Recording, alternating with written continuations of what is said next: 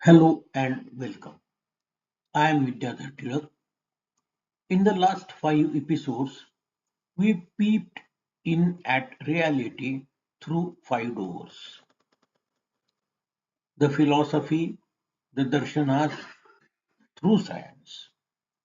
When we looked through science, we realized that reality confronted us with big questions of existence, emergence of life, and springing in of consciousness. Since we had no clue to understand these singularities, as a last resort, we turned to God to get the answers. In this episode, we will have a close look at the problems for which we are seeking answers.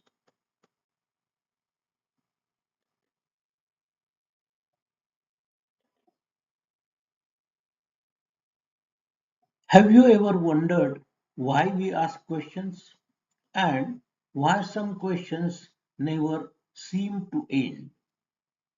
Every human civilization was confronted with questions, and the destiny shaped on how it answers these questions. Some questions reach for the stars, others keep our feet on the ground. To understand the expanse of these questions, we need to have a look at the spheres of context in which the questions arise.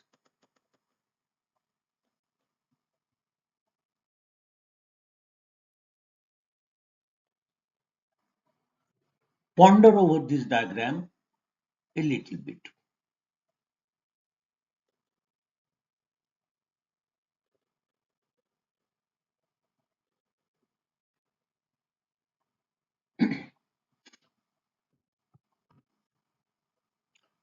Every question we ask arises within a larger field of experience, an ever-changing context where matter, mind, and meaning interlace. Human understanding lives within these three great spheres: the phi-sphere, the parasphere, and the noosphere. The phi-sphere is the world of nature, quantitative, observable, and governed by law. The parasphere connects mind and matter, a realm of relationships, values, and interpretations. Beyond these lies the noosphere, the inner space of consciousness itself, which is a sphere of human thoughts. At their intersection stands the human being, the bridge between existence and experience. The big questions arise upward towards the noosphere, seeking truth and purpose. The small questions move outward within the phi and the paraspheres, seeking function and harmony. Wisdom begins when these movements meet, when experience and existence converge at the human center.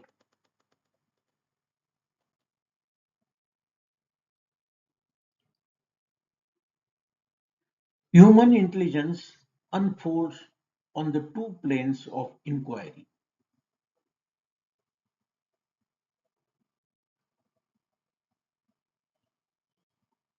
Have a look at the figure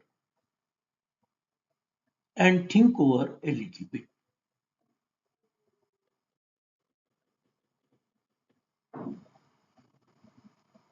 The first asks the big questions about existence, consciousness, purpose, and destiny. Why is there something rather than nothing? What is the nature of reality? Does consciousness create the world, or does the world create consciousness? These are the questions that give birth to philosophy, science, and spirituality. The second order of inquiry asks the small questions about living, organizing, and thriving. How do we live well? How can we make societies just and sustainable? How can technology serve rather than enslave our humanity? A culture obsessed with big questions risks becoming metaphysical and impractical. A culture limited to small questions becomes efficient but soulless. Wisdom emerges when the two converse, when vision meets method and meaning meets action.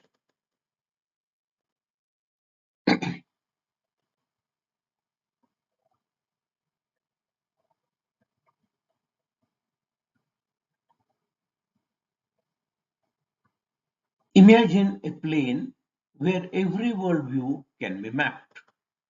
On the vertical axis lie big cues at the top and small cues at the bottom.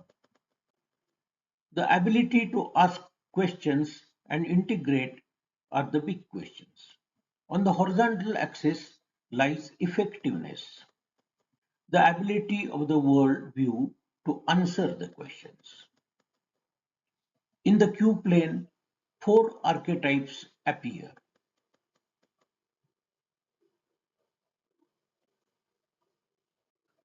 the mystical but impractical. This archetype is rich in insight but poor in applications.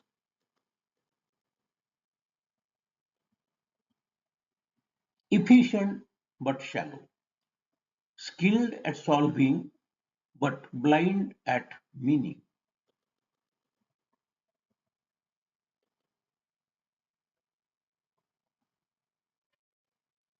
This one is confused and ineffective.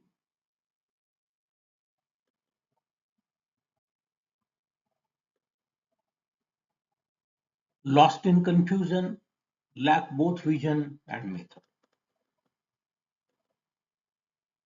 And finally, the wise and pragmatic. The rare balance where understanding and doing reinforce one another.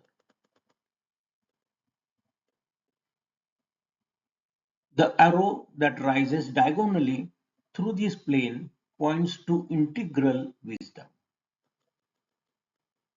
the pragmasophic ideal where depth and practicality converge.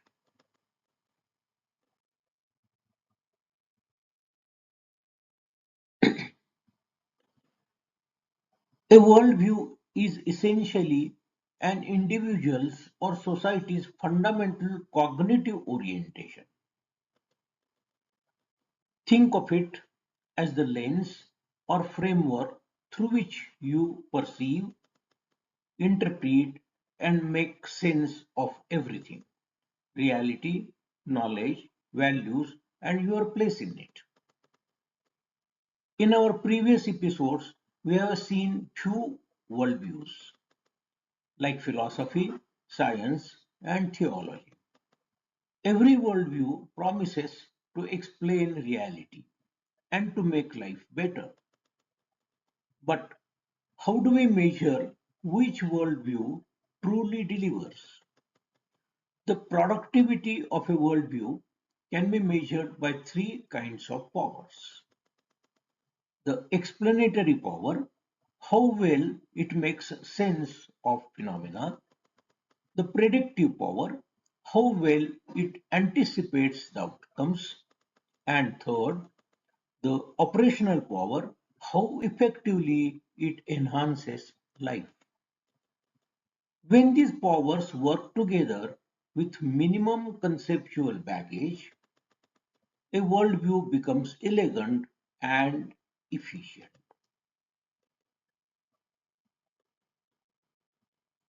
Too few concepts and understanding remains crude. Too many and thought collapses under its own weight. The golden point of balance is what pragmasophy calls the economy of understanding, maximum insight, and minimal assumptions.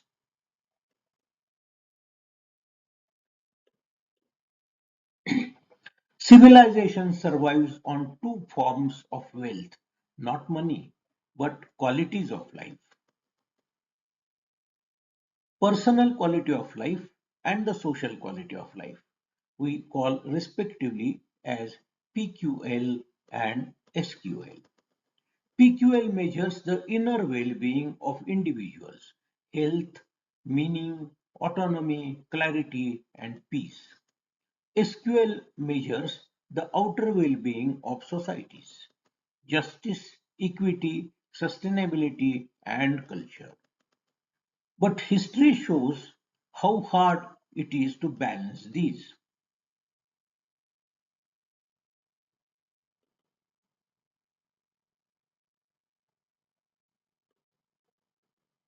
Hedonism maximizes the inner pleasure, high PQL, but ignores social responsibility. It delights the self but neglects the system.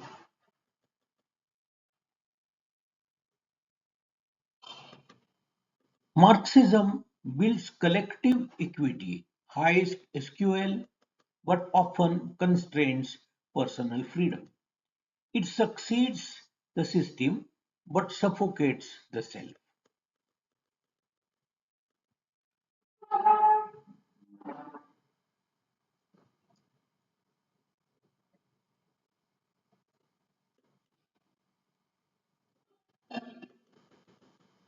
Between the two extremes lies the zone of flourishing. The PQL and SQL co-evolve. Here, autonomy matures into empathy and freedom deepens into responsibility. At the apex of this zone stands the spiritual scientist, a being who unites rational clarity with compassionate action. Not monk, not technocrat, but archetype of civilization, the new civilization, where inner and outer wisdom meet.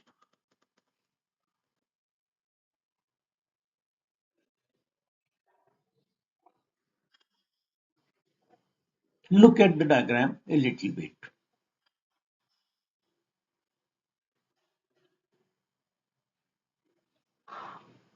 All knowledge is live, alive. Big Qs and small q's feed each other in a living cycle. The living knowledge architecture. Big questions inspire new insights. Those insights crystallize into models. Models are tested through practical actions. Actions yield experiences that, when reflected upon, refine the big questions.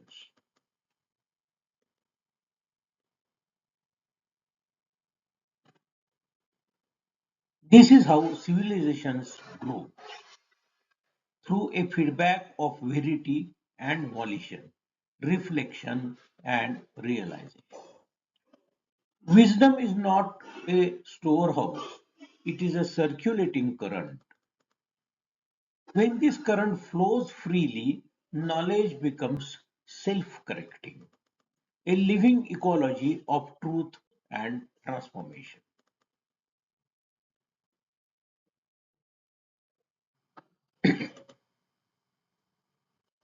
At the heart of this living architecture lie two spaces of consciousness.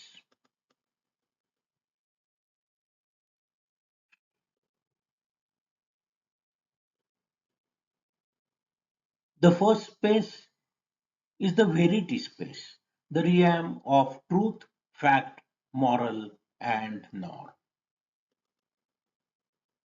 It is the domain of the big Qs, where we seek to know what is, and the second is the volition space, the realm of intent, action, conscience, and prudence.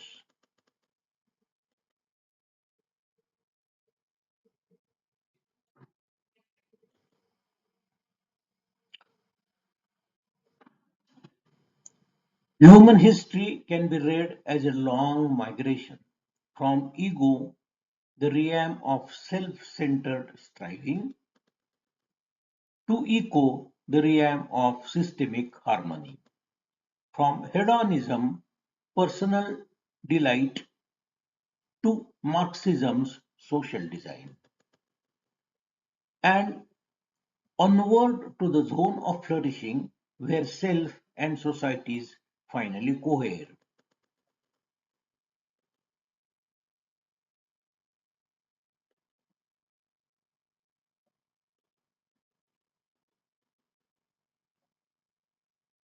The spiritual scientist symbolizes this culmination.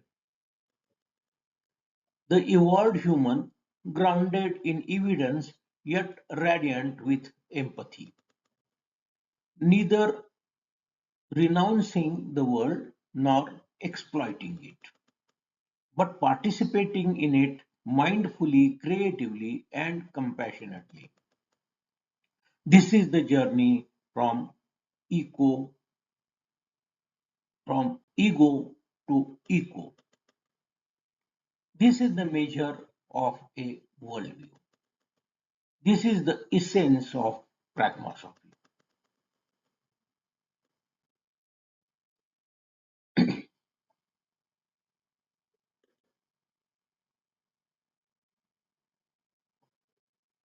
The world doesn't suffer from lack of intelligence.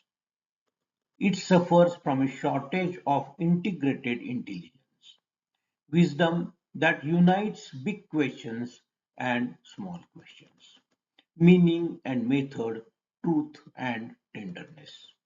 Pragmasophy is an invitation to heal the divide, to become explorers of both existence and experience, to become, in essence, spiritual scientists, those who think deeply, act wisely, and live benevolently.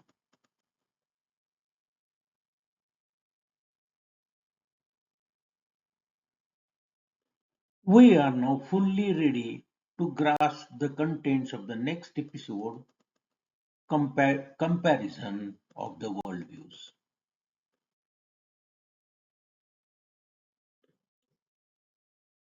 Pragmasophy is Prajna Yajna. Please subscribe to my channel and visit my website if you are interested in more explorations into actionable knowledge and systemic thinking. Thanks and thank you very much.